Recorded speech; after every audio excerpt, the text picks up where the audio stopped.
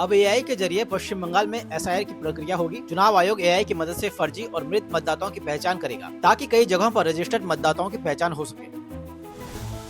चुनाव आयोग ने असम में विधानसभा चुनाव से पहले एसआईआर की घोषणा की है, जो 2026 के चुनाव को ध्यान में रखते हुए किया जा रहा है। ये दूसरे राज्यों से किए जा रहे एसआईआर से अलग होगा।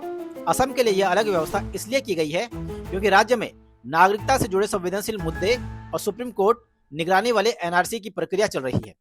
अन्य राज्यों में चल रहे एसआईआर अभियान में बीएलओ घर घर जाकर खाली फॉर्म के आधार पर सत्यापन करते हैं, जबकि असम में बीएलओ को पहले से बड़ी हुई सूची दी जाएगी जिससे मौजूदा मतदाताओं का सत्यापन किया जाएगा।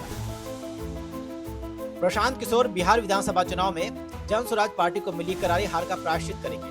पीके ने 20 नवंबर को पश्चिम चंपारण जिले में स्थित महात्मा गांधी की भीति हरवा आश्रम में एक दिन का मौन उपवास करने का ऐलान किया है। उन्होंने बिहार विधानसभा चुनाव में जन स्वराज पार्टी को मिली हार की जिम्मेवारी खुद पर ली है और कहा है कि हम लोग व्यवस्था परिवर्तन नहीं कर सकते। हमारी सोच में कुछ गलती हुई होगी, ये जिम्मेवारी मेरी है और मैं खुद इसे स्वीकार करता हूँ। लालू यादव की बेटी रोहिणी आचार्य ने तेजस्वी यादव के करीबी राज्यसभा सांसद संजय यादव पर निशाना साधा है। रोहिणी ने कहा है कि एक बोतल रक्तदान में जिनका खून सूख जाता है वो किडनी देने पर उपदेश दे रहे हैं। बिहार विधानसभा चुनाव में एनडीए की प्रचंड जीत के बाद कांग्रेस सांसद कार्ति चिदम्बरम का बयान सामने आया है। उन्होंने कहा है कि बिहार में एनडीए की सोशल इंजीनियरिंग और महिला मतदाताओं को लुभाने की रणनीति कारगर रही है। एनडीए ने कई छोटी पार्टियों से भी गठबंधन किया जो समुदाय आधारित पार्टियां हैं और इनका वोट बैंक एनडीए में मिला लिया। उन्होंने कहा कि 10,000 रुपए सीधे बैंक खाते में भेजने की योजना से एनडीए को महिलाओं का वोट मिला।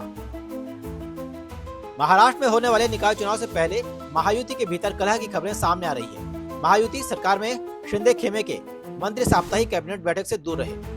सूत्रों के मुताबिक सचिवालय में हुई कैबिनेट बैठक में केवल उप मुख्यमंत्री एकनाथ शिंदे मौजूद रहे।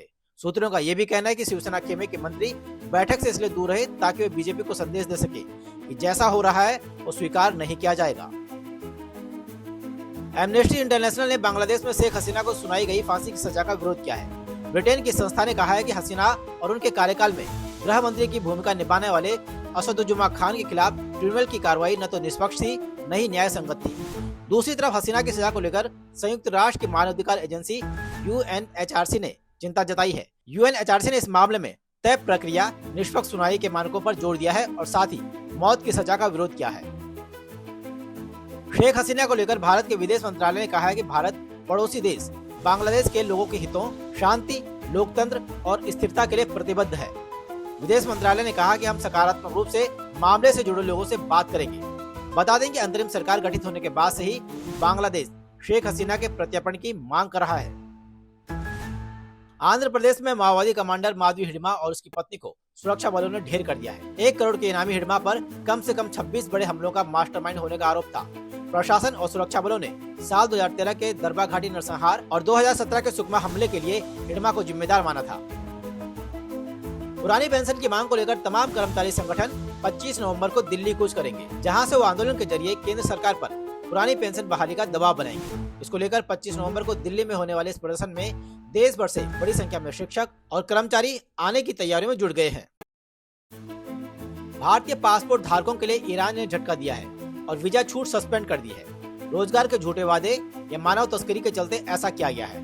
ईरानी मंत्रालय ने कहा कि ऐसा इसलिए किया गया है ताकि अपराधी इस सुविधा का दुरुपयोग न कर सके।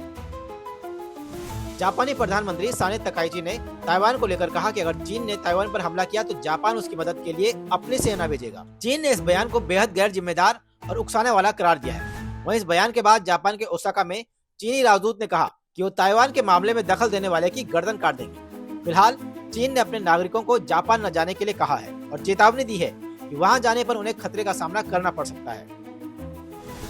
अमेरिकी राष्ट्रपति डोनाल्ड ट्रंप ने चेतावनी दी है कि रूस के साथ व्यापार करने वाले किसी भी देश पर बेहद कड़े प्रतिबंध लगाए जाएंगे। ट्रंप ने कहा कि ट्रंप प्रशासन और रिपब्लिकन पार्टी के नेता ऐसा कानून बना रहे हैं जिनका मकसद रूस पर दबाव बढ़ाना है। ट्रंप ने यह भी कहा कि सिर्फ रूस ही नहीं बल्कि ईरान के साथ भी बिजनेस करने वाले देशों पर प्रतिबंध लगाया जा सकता है।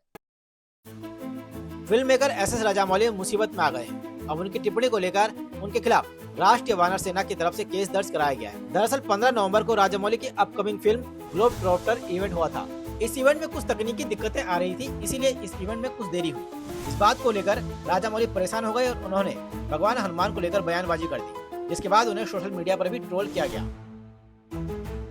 फिल्म धुरंधर का ट्रेलर रिलीज हो गया है, जो 5 दिसंबर 2025 को सिनेमाघरों में रिलीज होगी।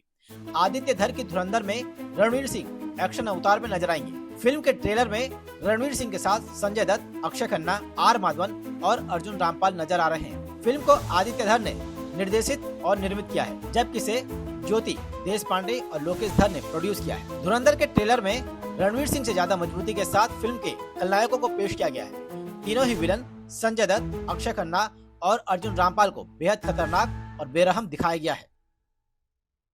संजय कपूर की वसीयत का विवाद थमने का नाम नहीं ले रहा है। करिश्मा कपूर के बच्चों ने पिता संजय कपूर की वसीयत को जाली बताया है। बच्चों ने दावा किया कि उनके पिता ने ऐसी कोई वसीयत नहीं बनाई थी। मामले पर सुनवाई करते हुए दिल्ली हाईकोर्ट ने संजय कपूर की दूसरी पत्नी प्रिया कपूर से जवाब मांगा है। हाईकोर्ट के आदेश के मुताबिक प्रिया कपूर को अपना जवाब 3 हफ्ते के अंदर देना होगा। इस मामले में अगली सुनवाई 16 दिसंबर को होगी। आईसीसी ने पाकिस्तान के अनुभवी बल्लेबाज बाबर आजम के खिलाफ बड़ी कार्रवाई की है और आचार संहिता के उल्लंघन के कारण बाबर पर मैच फीस का 10% जुर्माना लगाया है। इतना ही नहीं, उनके खाते में एक डिमेरिट अंक भी जोड़ा गया है। दरअसल बाबर ने श्रीलंका के खिलाफ तीसरे वनडे मैच में आउट होने के बाद स्टंप्स पर बल्ला मारा था, जिसके कारण उनके खिलाफ कार्रवाई हुई है। आईसीसी के मुताबिक पाकिस्तानी बल्लेबाज ने अपराध और प्रतिबंध स्वीकार कर लिए हैं। बांग्लादेश की महिला क्रिकेट टीम का आगामी भारत दौरा टल गया है। बीसीसीआई ने दोनों देशों की महिला क्रिकेट टीमों के बीच दिसंबर में होने वाले 3 वनडे और इतने ही T20 अंतर्राष्ट्रीय मैचों की सीरीज अनिश्चित काल के लिए टाल दी है। पूर्व प्रधानमंत्री शेख हसीना को दी गई मौत की सजा के बाद दोनों देशों के बीच तनाव बढ़ गया है, जिसके चलते ये फैसला लिया गया।